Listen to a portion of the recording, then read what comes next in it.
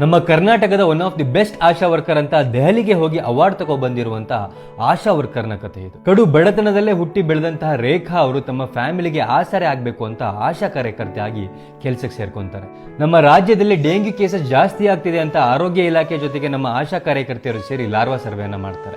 ಆ ಲಾರ್ವಾ ಸರ್ವೆಯನ್ನ ಮುಗಿಸಿ ತನ್ನ ಸಣ್ಣ ಮಗನ ಜೊತೆಗೆ ರಸ್ತೆಯಲ್ಲಿ ಹೋಗ್ತಿರ್ಬೇಕಾದ್ರೆ ಒಂದು ಭೀಕರ ರಸ್ತೆ ಅಪಘಾತದಿಂದ ರೇಖಾ ಅವರ ತಲೆಗೆ ಗಂಭೀರವಾಗಿರುವಂತಹ ಪೆಟ್ಟು ಬೀಳುತ್ತೆ. ತಕ್ಷಣ ಅವ್ರನ್ನ ಆಸ್ಪತ್ರೆಗೆ ಸೇರಿಸುವಂತ ಕೆಲಸ ಮಾಡಿದ್ರು ಸಹ ಕತ್ತಿನ ಭಾಗಕ್ಕಾಗಿರುವಂತಹ ಪೆಟ್ಟು ಮತ್ತು ಮೆದುಳಿನಲ್ಲಾಗಿರುವಂತಹ ರಕ್ತಸ್ರಾವದಿಂದ ಅವರು ಕೋಮಾಗೆ ಹೋಗ್ತಾರೆ. ಅವರ ಶಸ್ತ್ರಚಿಕಿತ್ಸೆಗೆ ಸುಮಾರು 15 ಲಕ್ಷ ರೂಪಾಯಿ ಖರ್ಚಾಗುತ್ತೆ ಅಂತ ಹೇಳ್ತಾರೆ.